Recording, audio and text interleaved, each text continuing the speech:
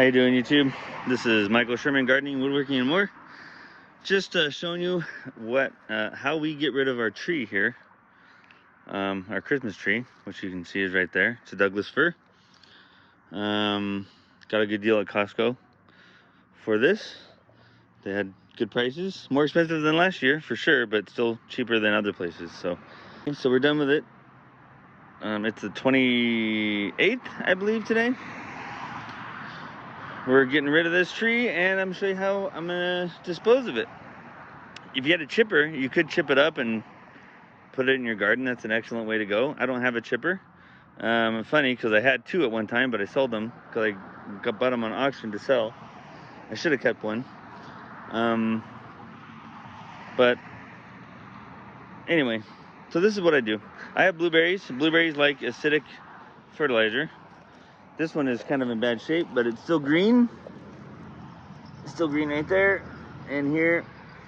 So I'm hoping that comes back. But I'm going to put some branches all around it, acting like a mulch, and soil acidifier. Here's some other ones I have. Now these are they're pretty red leaves. They're starting to grow back. Starting to bud out a lot. And then I have another one. The leaves are really pretty. Another one. They're starting to bloom already. See that? The flowers? Blueberry flowers right there. That's pretty cool. So they're budding out a lot right now. I did fertilize them. Probably the wrong time, but I did fertilize them. There's another one here that's mixed in with my freesias. You can see the leaves. That one's not budding out yet, but it's still alive. So I'm going to be covering them up with Christmas tree branches. Just take them and put them around. And the needles will fall off eventually and go on the ground. I may pick up the sticks later. I might not, depending on how if they're in the way or not. I'm doing this one-handed, so you'll have to bear with me. But so you basically just cut the branch. You can cut them up here. You can cut each one if you want.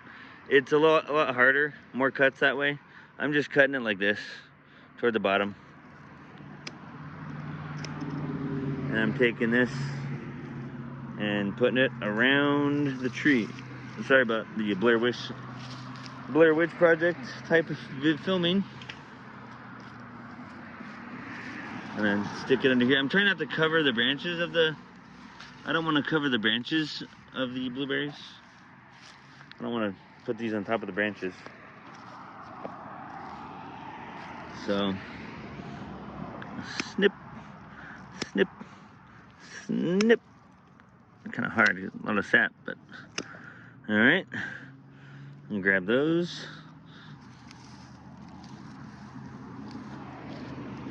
Move over here to this guy. Put some under here. Oh, see, I don't want to bury him. Or I just knocked off a bud. Darn it. Oh well. Got to sacrifice some, I guess. Anyway. So this is another way. You could chop it up in smaller pieces and put it on there, which probably would be better. But I'm doing it this way. I don't want to put in a lot of extra work. And then eventually all these will fall off. I can come back and burn these in the fire pit or leave them, because eventually they'll mat down and decompose, which I'm okay. I'm trying to limit the organic material that goes into landfills on my property. I try to get rid of everything on the property by having the soil basically digest it, which will improve the soil and therefore hopefully improve the plants, the plant health and gardening success and all that stuff. So let's get this under here. All right.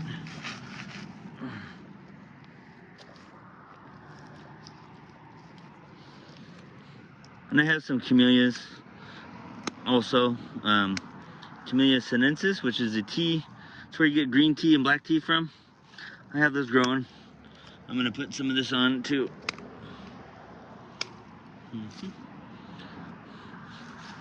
They like acidic soil as well. And I did that last year on those. I put some on those last year. But more never hurts, right? Oh, that one's broke. So put some of this here. I'm squeezing it here between the wall and the plant for that side. Grab some of these. That's the big one.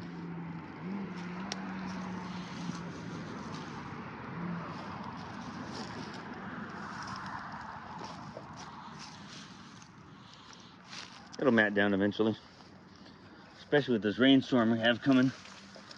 It'll help a lot. Just trying to mat it up here. Cut some more branches here. Cut some more up here.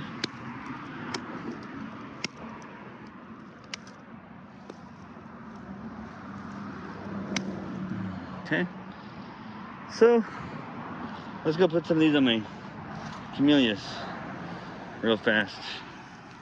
Grab some of these. Walk over here to my camellias.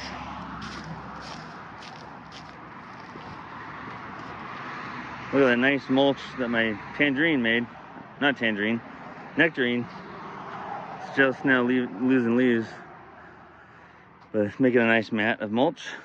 My wasabi's coming back. It got really warm. I had 5 plants. 3 of them died. And 2 of them, this one and this one right here, survived, and they're coming back.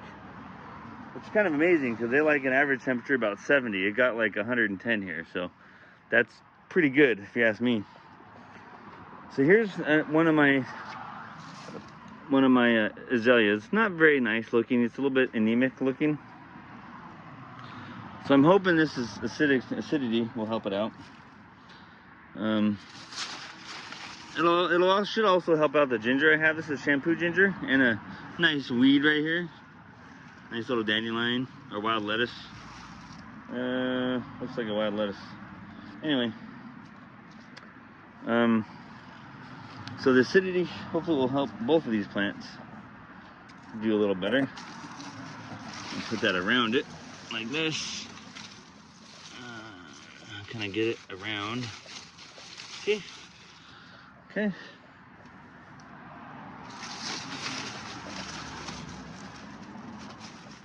You can see if you look closely, this is my trunk of the last Christmas tree we had last year.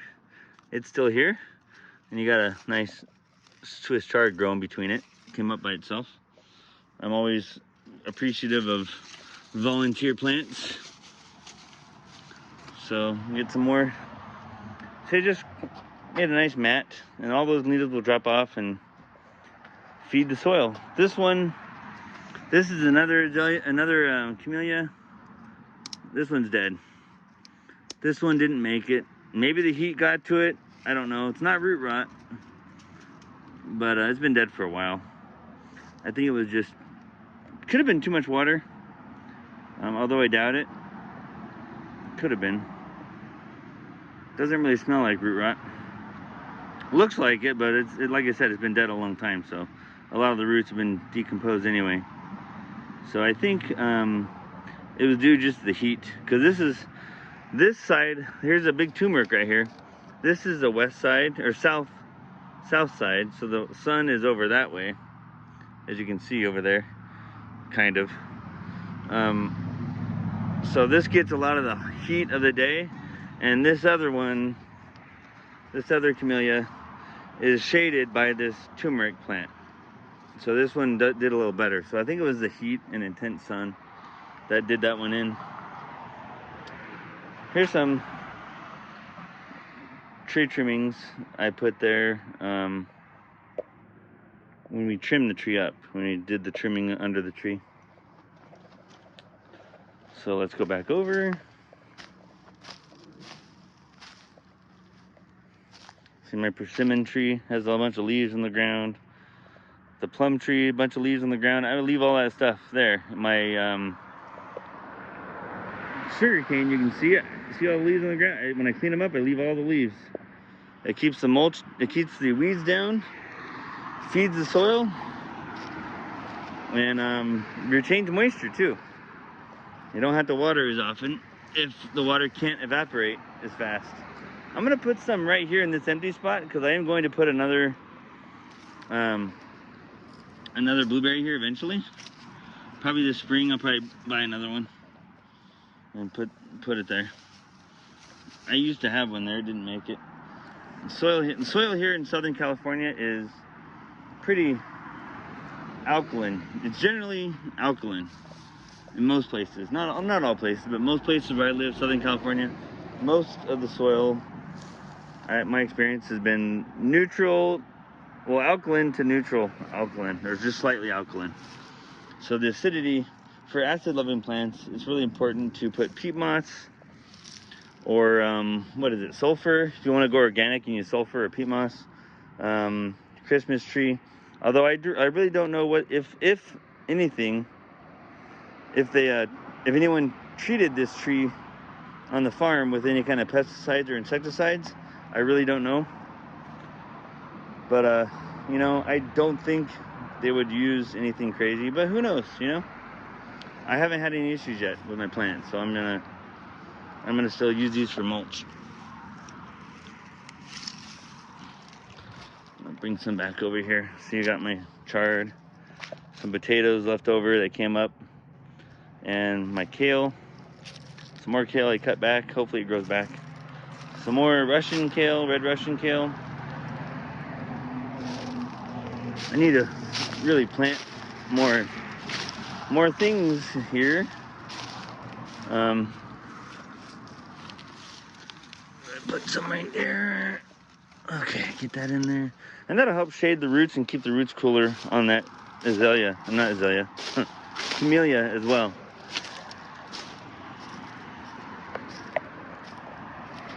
This is, like I said before, this is my front yard.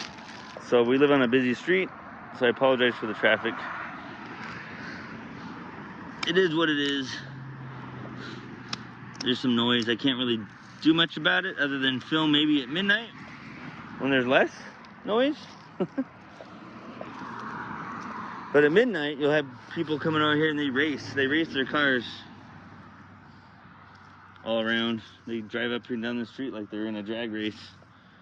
And I don't normally mind, except that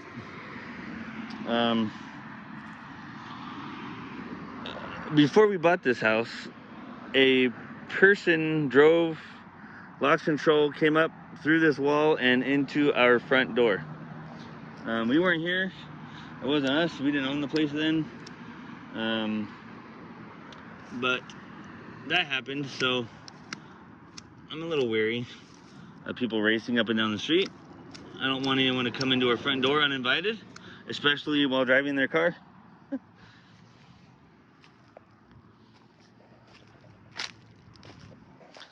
Anyway, so that's it. I'm just filling these in. Cut some more off.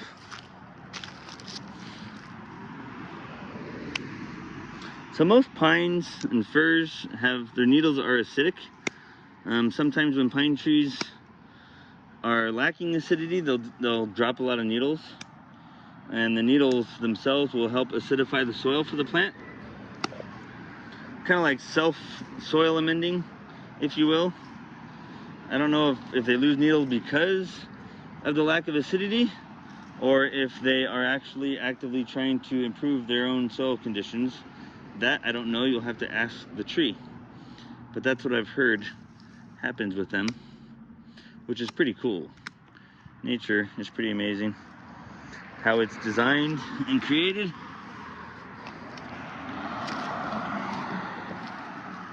It's almost like it's designed that way. It's designed to work like a well-oiled machine, you could say. I'm gonna cut this one up a little smaller because it's in between freesias. So I'm trying to. Freesias don't care what kind of soil they're in for the most part. They're okay growing in most soils. And frankly, I don't mind if they don't make it because they're pretty. But most of my garden is edible, and I don't really want to invest in flowering plants that don't produce anything. Here's an onion that I pulled up and left, and it started to grow. So cool, we'll have an onion right there.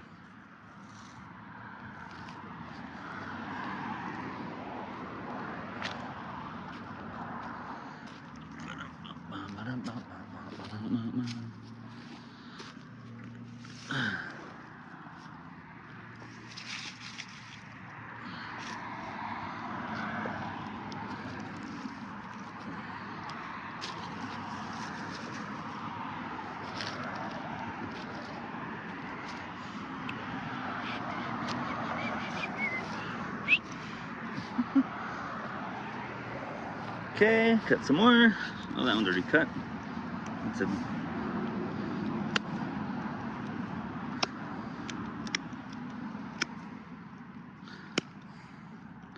I suppose potatoes like a little bit of acidic soil also.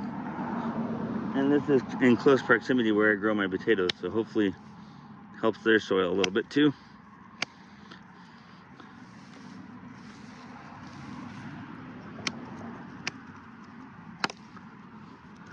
Alrighty.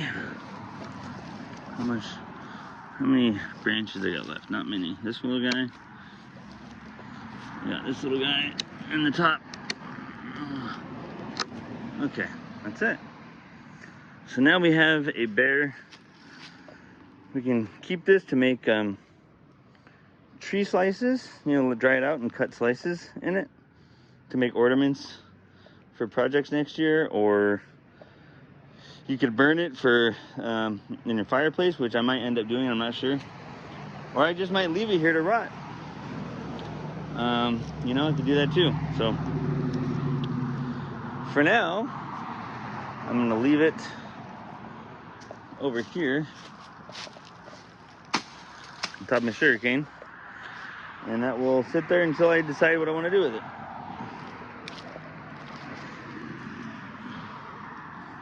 Put this over here.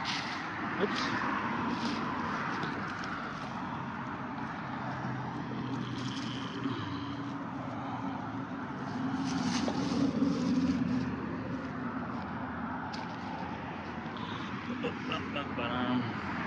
That's kind of a big piece.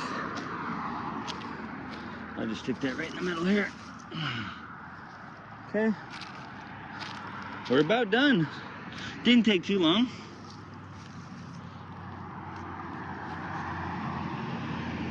Piece there, another piece there, and I'll put one more right there. We'll call that done. Oh, a couple more. Put those back here too. So, one blueberry there, another one there, and one where those grassy freezers are right about there. And they're covered in what will soon be fir tree mulch, fir needle mulch. And I'll figure that out later, the trunk. Yeah, so anyway, that's what I do to help acidify my soil for my blueberries and other plants. Thanks for watching. God bless. Make sure you like and subscribe if you find this channel interesting. And I appreciate your support. Thanks a lot. Bye-bye.